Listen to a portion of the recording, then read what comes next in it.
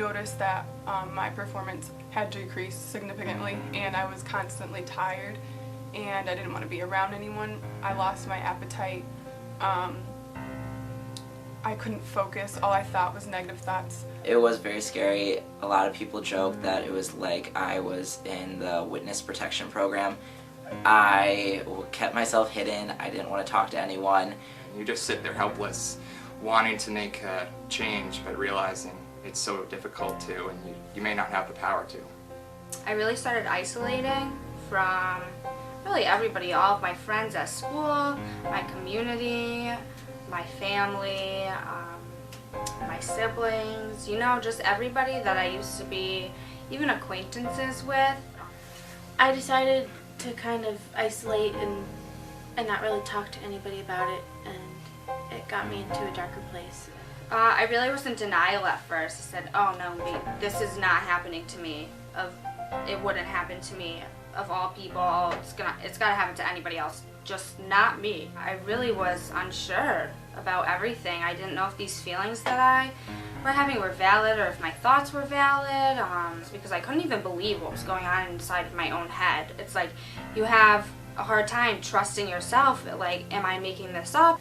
And based on how society thinks of people with mental illness, I was really in denial about getting treatment, and I just didn't think I could handle what I was going through. As like unbalanced, as out of control as I felt like I was listening to all these people who, and I come from a very white picket fence town where a lot of these issues are not discussed at all.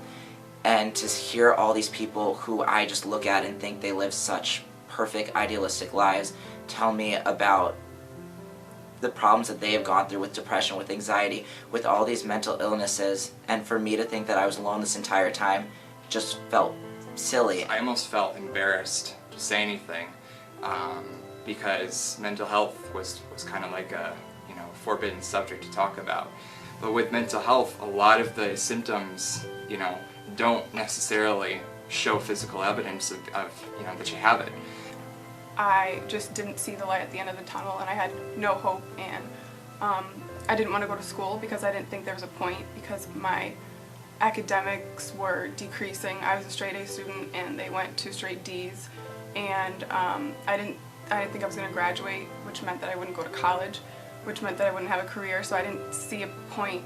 There was no point to life except for laying in the bed or dying. When I finally opened up, it took a while, but the people who really meant the most to me were so supportive and so comforting, and it made me think, wow, I wish I really did let them in earlier. Therapists and medication are kind of like a pair of jeans. To me, you have to try them all on before you find the one that really fits really well. I really took it upon myself to go seek help. I went to therapists. I had a therapist at home, and then eventually when I re-enlisted back into school, I got a therapist at school. Yeah, I think you should become more educated on the diagnosis that your child or friend might have, because it's hard to understand how someone's going through something if you don't know what symptoms there are, or even if you notice that they're going through some things, it's better to understand why they go through these things instead of punishing them. I just started to come to a point where I said, look, I want to take an active role in my recovery and my mental health. I started to say, I don't really want to be, feeling prisoner. I feel like light years away better from where I was just a little over a year ago when everything came to a head. Don't be afraid. You're not the only one. There's so many of us out there, and a lot of people don't talk about it and they let it go unnoticed. You have to kind of engage them in what's going on in the world, and not just in their bed and in their bedroom and in their thoughts and in their head. And you want to make sure that they're feeling loved, and although they won't come out and say like, I need your help, because they put up this front that they can do it on their own and they want to do it on their own, they actually need you, and that's really important. You kind of get more educated on what to expect with their illness, so you should do the same with mental illness. exciting is a bad word, but I'll use it. Exciting to know that like it is just a normal struggle that people do go through, and that I'm not like part of some crazy freak show that I had set up in my head. To those who are struggling right now, I would advise you to remember that you have a heartbeat because you have a purpose. I just one day found that direction and found that map and found that ability to, you know, guide myself to a direction, you know, that was, you know, pointing north or pointing towards recovery.